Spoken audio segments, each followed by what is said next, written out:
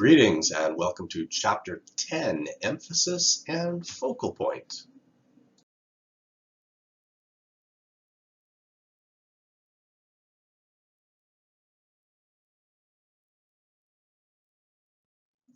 Here's our first example between emphasis and focal point. Let's notice first of all that this work by Willie Cole is a radial composition, and the focal point is on this flower. In particular, the bright yellow elements right here in the center. Our vision is focused in on the center, and then we realize that, well, it looks like a dahlia or something like that. The difference between focal point and emphasis is that the emphasis is on the idea that this is an illusion. It's not a flower. It is a sculpture, a photograph. And it's a photograph of women's shoes that have been arranged in a situation that mimic what a flower looks like.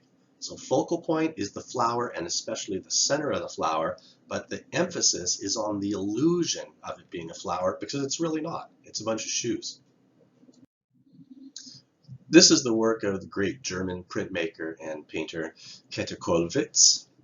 Kind of poignant right now because look at the title, The Outbreak. Don't know if this is the same kind of outbreak that we're dealing with, but nonetheless, let's talk about focal point here. Focal point is almost certainly going to be this woman right here with her arms outstretched. Maybe a secondary focal point might be this guy right here or this large shape right here, perhaps the face of this person right there. There's another argument that could be made that perhaps the focal point, but definitely the emphasis of the composition is on the fact that there is motion. There's motion from the right side towards the left side and angled slightly down from here to here. The question then is, what is driving this crazed motion from right to left? Is it something over here? Or is it something over here that's causing them to move this way? The point to all of this is that the emphasis is on the motion from right to left, and it's inspired either by what is beyond the edges of the picture plane on the left or perhaps on the right.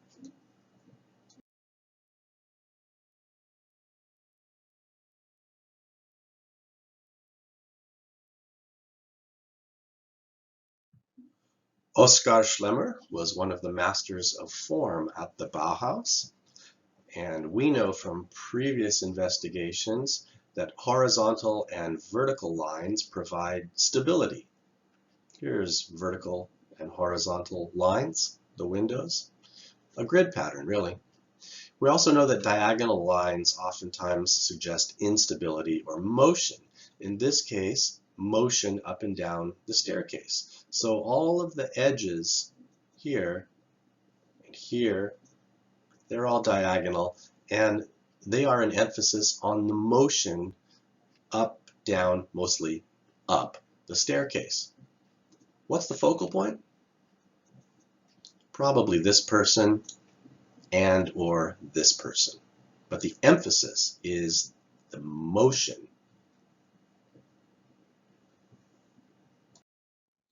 Hey, this one is familiar. And in particular here, we're talking about the contrast of color, value, and then line quality, but more importantly, line direction. So color, you know already that the red up here, the red here is representing Communist China. The red down here is a function of the logo of capitalist Western Coca-Cola. We don't want to talk too much about color symbolism because, well, you've already done it. But notice that between the yellow and the reds, these figures here are made up of green. Green is analogous to yellow and is the complement to red. So it kind of forms a color contrast, but also a bridge that vibrates between the red and is analogous to the yellow. We have excellent value contrast in this piece, which helps to sort of maintain the graphic quality because you don't have modeled forms, you just have flat color. And finally, the contrast of line work. It's basically a very graphic piece, and in particular, you have this pen. The pen is mightier than the sword. Well, the pen right here is being used as a dagger. Of course, the pen represents literature, freedom, journalism. These are more Western concepts, and it's basically being thrust right into the Coca-Cola logo. Food for thought. This is the work of the French artist Gérard Fromager. He was active in the 1960s, 70s, continues to, but not really in the public eye too much anymore. And this is a painting about famous existentialist philosopher Jean-Paul Sartre.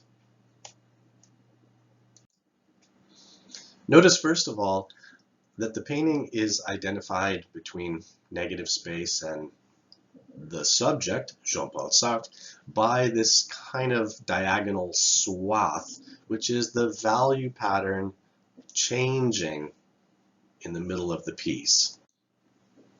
Sartre himself is rendered in this kind of analogous warm greens here, gray greens, and cooler blue greens here. Not very much contrast in here, kind of low contrast. Whereas in the negative space areas over here, they kind of become almost full abstraction with a very warm palette, pinks, reds, yellows, oranges, and they almost lose the identity of the subject matter altogether.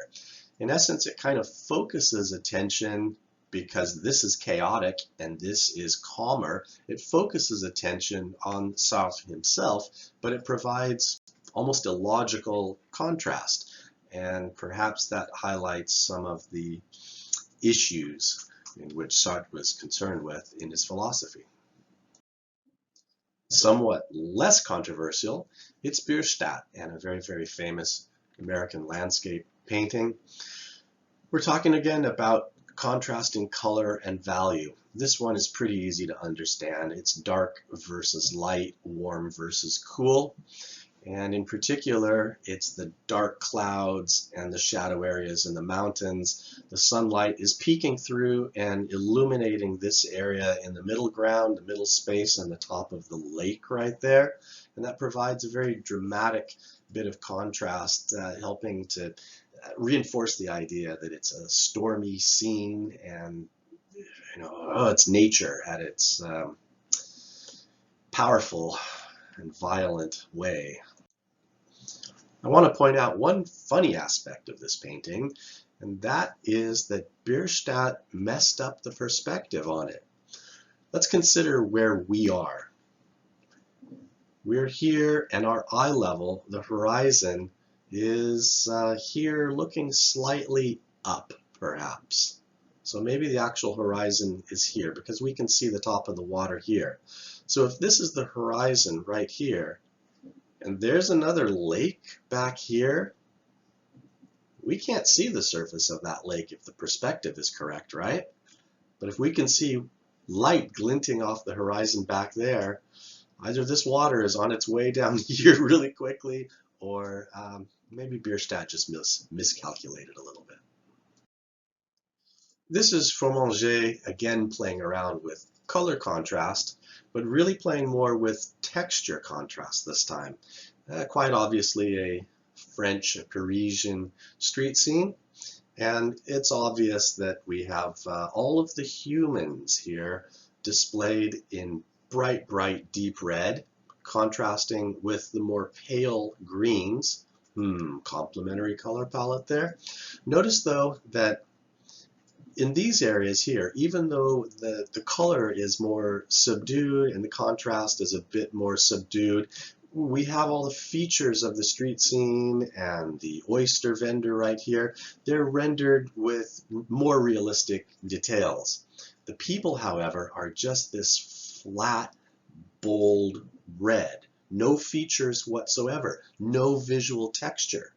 at all on the people.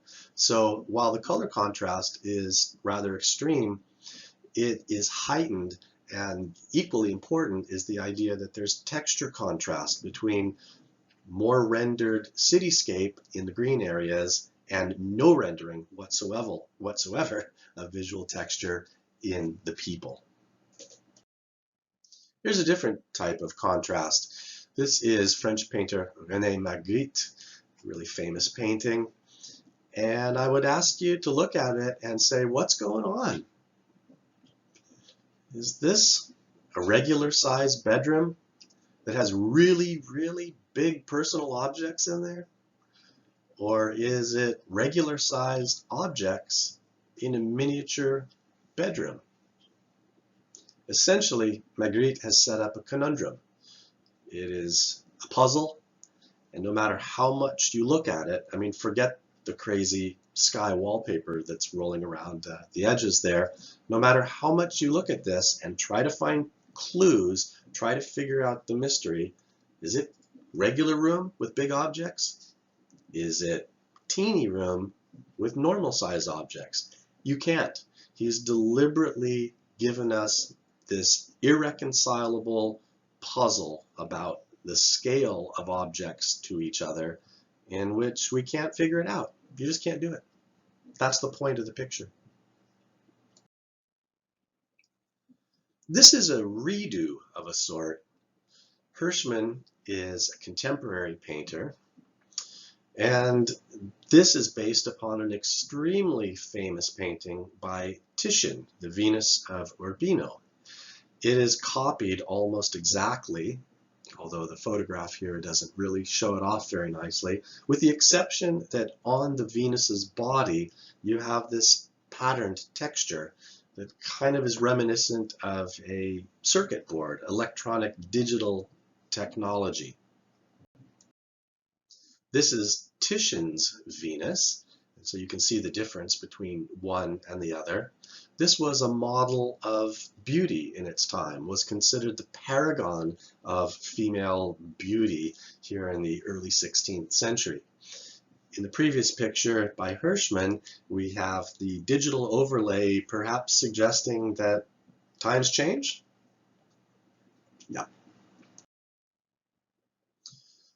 Contrast can also exist between elements in terms of, do they create stability in a painting? Do they create a sense of imbalance? And that relates back to ideas of horizontal and vertical and diagonal. In this particular work by Malevich, a suprematist Russian artist, in and around World War I, it was almost the Bolshevik Revolution in Russia. You see that you have forms that appear reasonably stable if you don't look at this one right here. If you kind of like forget about this one, then it appears that objects are just kind of like floating around. But this piece here operates like a fulcrum, like a seesaw that's tilting, and it gives the sense that all of these other objects are just going to cascade down here to the lower right and tumble around. So you have static elements, but that one diagonal produces a sense of imbalance and makes it seem like motion is beginning to occur, illusion of motion is about to occur. Maybe it's already started. You guys know I can't resist an opportunity to talk about Edward Hopper, and this is a very, very famous painting, The Long Leg. This painting can actually be seen, oh, wait a minute. Typically, it can be seen at the Huntington Library and Gardens in the Virginia Scott Steele Galleries. It's a beautiful painting in great shape, and we're talking again about static and dynamic. So what are the static elements in this painting? The shoreline, absolutely, the shoreline. Horizontal, not moving. The architecture, combination of horizontal and vertical, even though you've got the roof line, but the roof line exists in the context of the architecture, and that's more permanent, stable, not moving. Then you have dynamic. Well, the boat, obviously. The masts are at a diagonal, the sails are cutting diagonals, even the pitch of the boat is at a diagonal. It's powered up, it's moving to starboard, it's a nice windy day for sailing. In addition, there is the water. The water kind of exists both as a static and a dynamic element, because the body of water here is arranged in a great big rectangle, and so the shape of the body of water doesn't really change, so that's kind of static. But the patterns that are being cast on top of the water from the wind is suggesting that there is a certain amount of dynamic element in the water itself. And so it kind of plays a role on both sides of the fence here. This is a bit of an unusual work. Dutch photographer Ger van Elk. And here we have isolation, or maybe it's more correctly absence. And so the emphasis, we see these people all here, dressed for their fancy lunch or whatever it is, all staring at this empty chair. There's distance between them, and that's odd. And then napkin over the back. It looks like somebody was there or is expected there, and they're gone. And it makes us wonder, why is that? Why are these people all staring here as if someone should be there? And why are they gone? And what's going on? This is a complex work, socio-political art. Notice that it is loaded with symbolism. It's using modern photographic style representation, even though it's a painting, to arrange the ordered chaos of this scene. It's put together in a manner that's reminiscent of Chinese dynastic art, typically talking about rulers, military might, kingdoms, etc., etc. Well, we're talking about a different sort of kingdom here. And it's a strange hodgepodge of both Western symbols. Maybe you can kind of see some golden arches. But we're not talking about the world famous brand McDonald's, perhaps. It's a sort of strange perturbation of that, where here we have an Asian version of the hamburger god. Is that Ronald? I don't know. It's a complex mashup of symbols, and because there's no clear-cut answer to it, it makes you think, what is all about this clash of cultures and icons? And that's the point. Here's our mid, Fred Tomaselli again. Great stuff, emphasis by placement in that all of the objects, the subject elements here, and it's complex, there's quite a few different things to look at, but they're all organized in a fashion that concentrates emphasis into the center, the very center of the picture. It's a radial composition similar to the flowers slash shoes that we saw early on. Sometimes an artist will create many focal points. Usually it's done to try to suggest that there's a kind of equality between subject elements in the piece, or that there's not a definite hierarchy where one thing is most important and other things are playing a supporting role. Here we have in Garza's piece, we're talking about a birthday party, barbecue at a birthday party. And notice that as you work through all the different subjects, you have to kind of scroll through them and see that everybody is doing something. Piñata, this guy's helping, young lovers, perhaps abuelo here, tending the fire, cooking food, serving, having a chat, etc., etc. Intentionally, there's no single focal point because all of the players here are equal. That's the artist's intent. This is the work of American and Californian abstract artist Carl Benjamin, fantastic painter. Multiple focal points because your brain is searching frantically trying to figure out what this is. It's just a bunch of geometric shapes in different values and colors arranged in a field. And your eye is bouncing back and forth between each one of the elements that catches your attention, trying to get a clue, trying to make some kind of order out of it. Well, that's multiple focal points because it's the motion of your eye here that Benjamin is really interested in, keeping you loose, keeping you moving, bouncing between forms in a spirit of discovery. Sometimes it can be argued that there isn't a focal point. Perhaps Jackson Pollock's Lucifer is an example of that. I'm not really sure. I think that maybe there are multiple focal points here because certain forms, some of the darker forms, I think tend to catch your eye. But then again, you realize that you're searching through this piece, searching desperately, kind of scanning around in circular and diagonal movements, trying to see, is there something there? Is there a picture there? Is there an image? Well, no, there isn't. It's just a whole bunch of dripped paint by Jack the Dripper. And so, is this an example of absence of focal point? Perhaps. And that's it.